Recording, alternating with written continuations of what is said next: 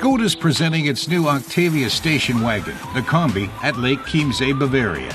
The sales figures prove this is one of the most popular station wagons in Europe. Skoda is introducing the latest model Octavia to increase its market share in Western Europe. Skoda's Hermann Schmidt explains that the Octavia station wagon accounts for over 1/3 of sales, and the company hopes to expand the share. The station wagon is a key factor. There's also a sedan version, of course, but the station wagon is especially important because it makes up some 90% of Octavia sales in Germany. And that reflects approximately the percentage of overall sales. With a length of 4.66 meters, the wagon is as robust as any Skoda. The transmission and steering are tight, and handling is good. Our test driver Chris took out the 1.6-liter turbocharged direct injection version, listed at 20,740 euros. The smallest gasoline-powered version starts at 16,640 euros. At a DIN-rated consumption of 3.8 liters per 100 kilometers and an official 99 grams of CO2 per kilometer, the emissions are quite acceptable. Prices, too.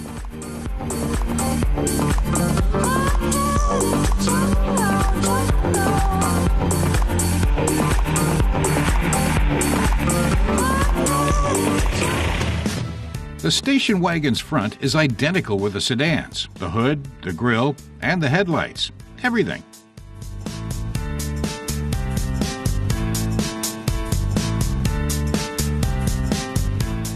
The lines sweep dynamically from the front to rear windows.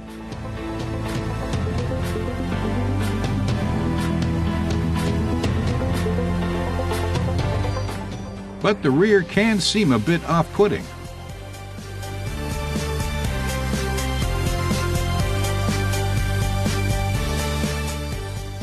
Parking sensors are standard.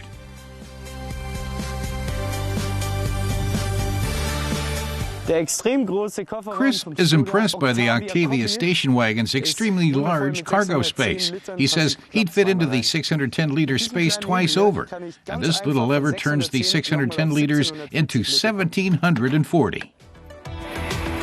That's about 85 liters more than its predecessor.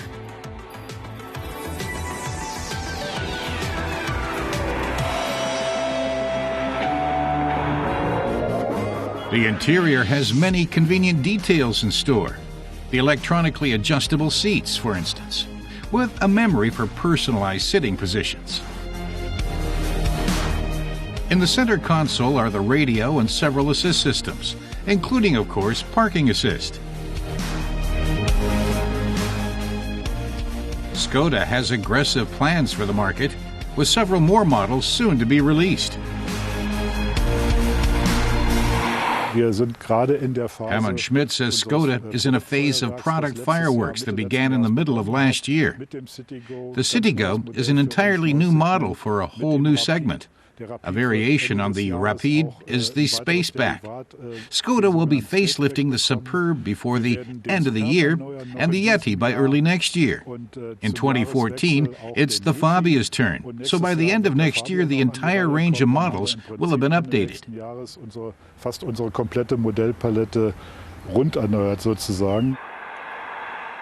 To sum up the Octavia station wagon, Chris has no complaints whatsoever about the driving qualities. It drives smoothly and pleasantly with a consumption of just 3.8 liters per 100 kilometers. It's a car for hauling loads and saving fuel, a car worthy of its predecessors.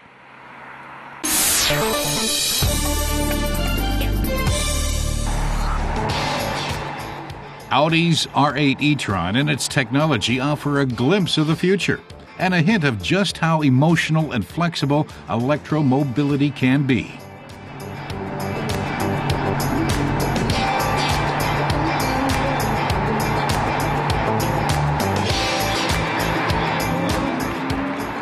Our Audi spokesman says they presented the R8 e-tron as a technology highlight, a trailblazer for development. In other words, they can apply the technology, test it, and develop it for series production, so future series-produced cars can benefit from it.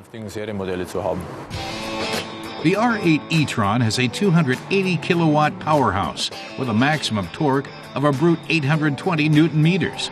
It boasts an impressive range of 215 kilometers. Audi's Rainer Metzger explains that inside what's normally the transmission hump is a battery shaped like a T. The front part has 2 cell levels, and the back part, behind the seats, has 4 cell levels.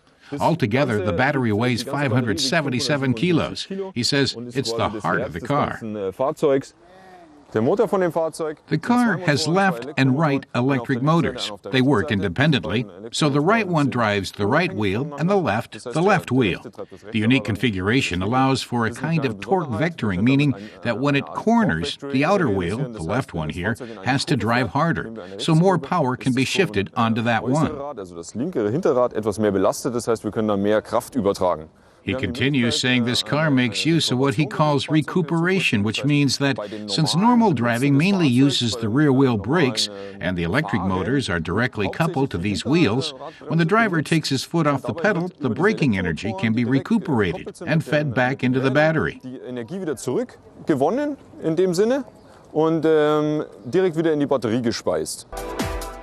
But the series is set to remain small. Only 13 units have been built because Audi opted to conduct further tests and research into electromobility.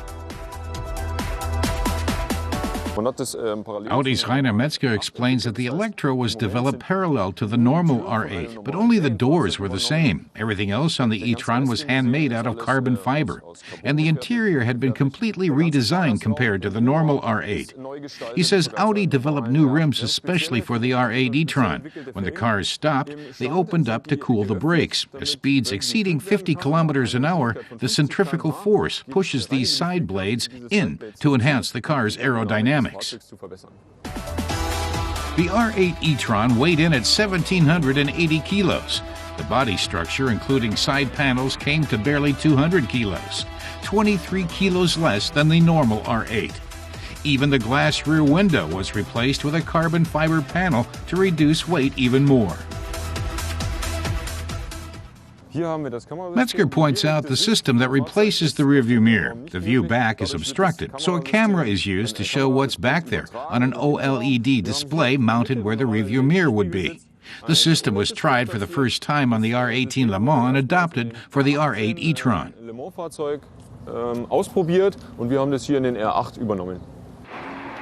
The R8 e-tron makes the sprint from 0 to 100 kilometers an hour in 4.2 seconds. Tire squealing included. Are there any other sounds? Metzger says Audi developed the sound especially for the R8 e-tron. They were aiming for a mix of a futuristic and a familiar combustion sound. Even standing still, the car purrs to warn pedestrians of its presence. The noise varies depending on how hard the driver steps on the gas or how much energy the car is using, just to enhance the feeling of being in motion.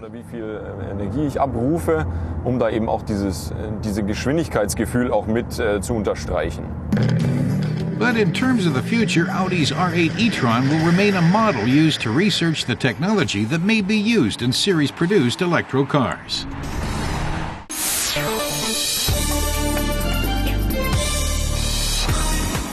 VW is extending its Cross series with another model, the Cross Caddy. The new crossover model comes with increased headroom in the front and back, making it well suited for family or commercial use. Among the off-road features that make it a real eye-catcher are new bumpers and door sills, 17-inch tires, and wheel arch protectors. The Cross Caddy has a 63-kilowatt gasoline-powered engine under the hood and sells for just under 19,000 euros in Germany. There's a four-wheel drive model, too.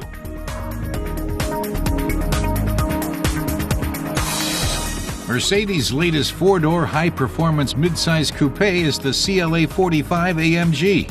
The resemblance to the CLS 63 AMG is intentional.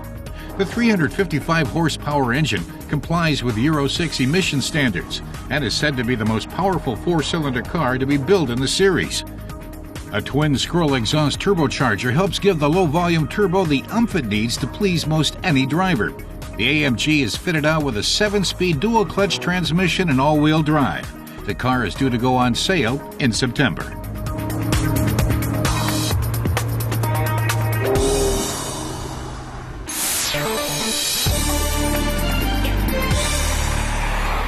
Today, test driver Sascha Knopp will be taking the new coupe version of the Hyundai i30 out for a spin. German head designer Thomas Böckler wanted to create a sportier look for the car, which he achieved by installing new daytime running lights, fog lights, and a dark hexagonal grille. The coupe is the third in line of i30 compact cars, coming after the 5-door hatchback and station wagon models. Its dynamic design sets the coupe apart from its two predecessors.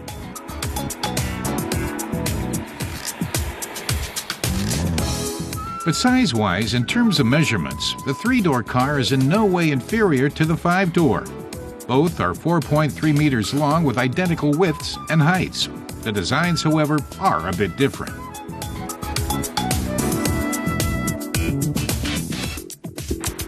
Just like its siblings, the i30 Coupe began its life in the Hyundai European Technical Center in Rüsselsheim. Its wheelbase is also long enough to provide maximum comfort for all 5 seats.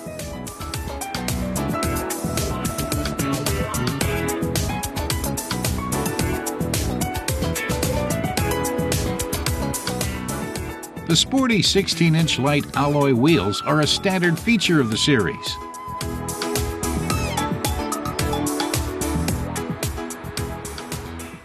Sascha explains that although there are fewer doors, the two in front are 17 centimeters longer, making it easier to get into the back seats.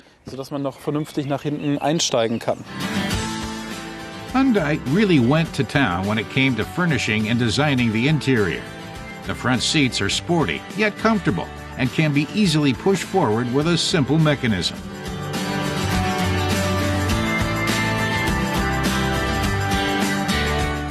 An optional panoramic glass roof lets in plenty of light and can be opened.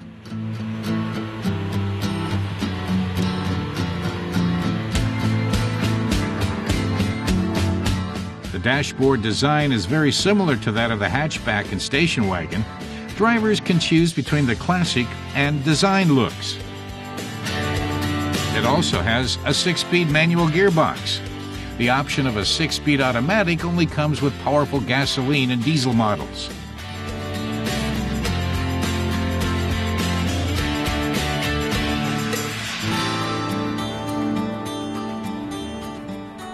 Sascha's test car has the design interior, with an orange camel color theme running through the seat and the seams of the steering wheel and gear stick.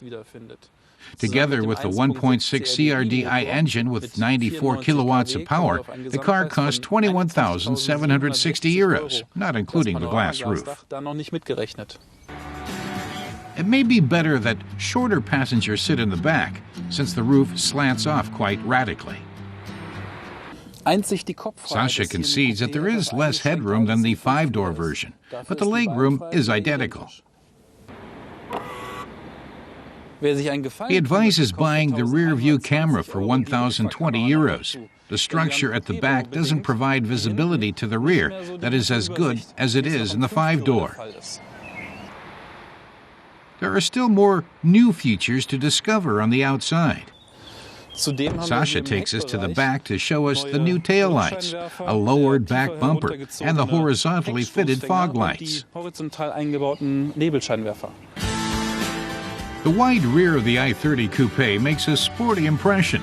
The distinctive horizontal lines draw undeniable parallels to the rear of the 1 Series BMW.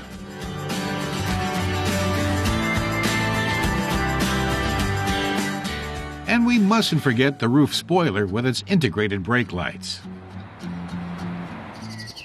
Sascha tells us that even though it's a coupe, there is still just as much space in the trunk as with the 5-door model. There is 378 liters of storage space, which expands to 1,316 liters if the back seats are folded down. This leaves plenty of uncompromised storage space, which allows for the securing of cargo with hooks. Instead of a spare, the trunk comes with a repair kit.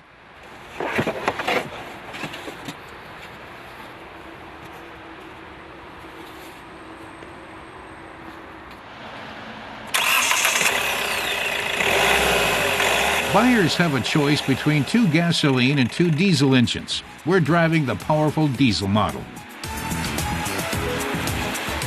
It can reach speeds of up to 197 kilometers per hour, though it needs almost 11 seconds to go from 0 to 100.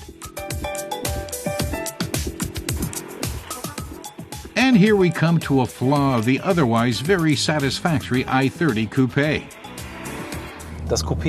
Sasha thinks it should make a sportier impression, and that can't be achieved with its current engine.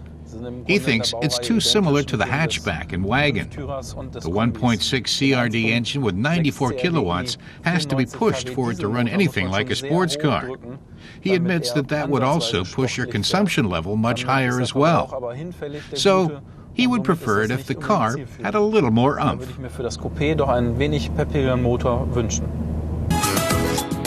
The basic gasoline model of the i30 Coupe is available in Germany for 15,600 euros.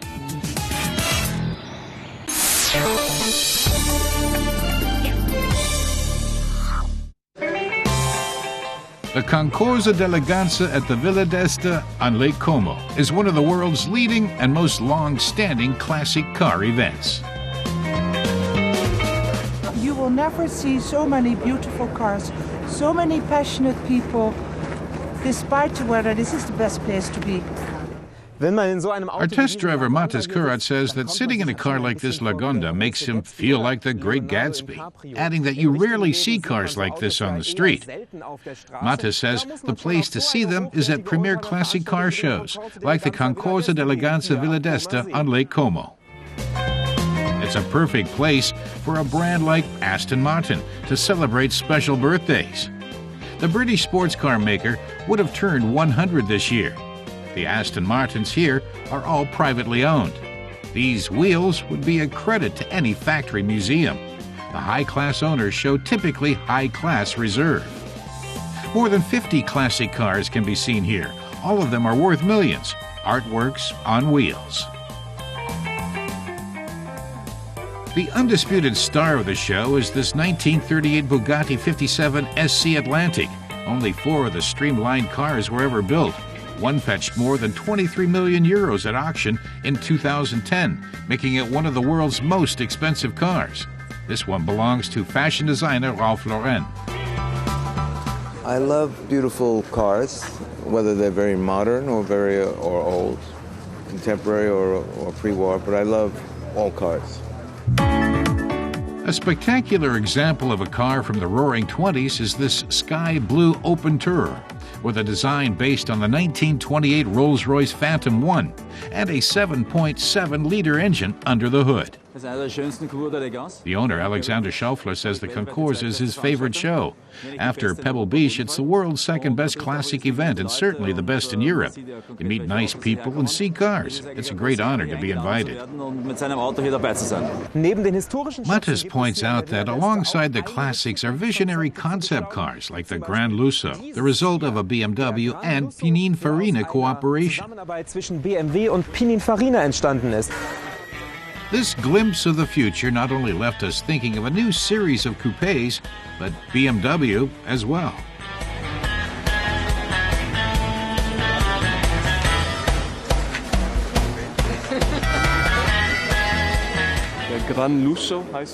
BMW's Karim Habib tells us the car is a Grand Lusso. And as the name implies, it's about GT, or Gran Turismo, and Grand Lusso, or luxury. He adds that the design philosophy is of course dynamic. After all, it's a BMW, so it's sporty. But it's also elegant, safe, and flawless, with lines running from front to back. Two-wheelers are also welcome at the Concorso d'Eleganza. BMW is using its event patronage to celebrate 90 years of BMW bikes. A few concept studies are a must. Edgar Heinrichs of BMW says the brand represents functionality and performance. He notes, however, that precision and emotion also go with the bike, which many people may not expect from BMW. He says it's especially pleasing to him that the motorcycle is so well received. The Concept 90 model makes an optical reference to the 1973 BMW R90S. It's to be produced in series with similar lines.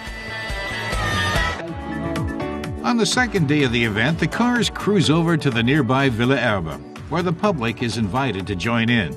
Classic car enthusiasts are thrilled. One man says the crème de la crème is here, and it's a pleasure to be there. Another mentions that this is a premier event worldwide. He adds, they knew they had to come, and now they're here, saying the cars are out of their price range, but it's nice to see them anyway. The cars, the atmosphere, it's a great day, this man enthuses. The high point of judging in the contest for the best-looking car is the stroll or drive-by to have a look. The prizes can increase the value of the automobile enormously. The Rolls-Royce Open Touring drives off with a trophy, and value added as well. Ralph Lauren's Bugatti wins the Gold Cup at the 2013 Concorso d'Eleganza, as everyone expected.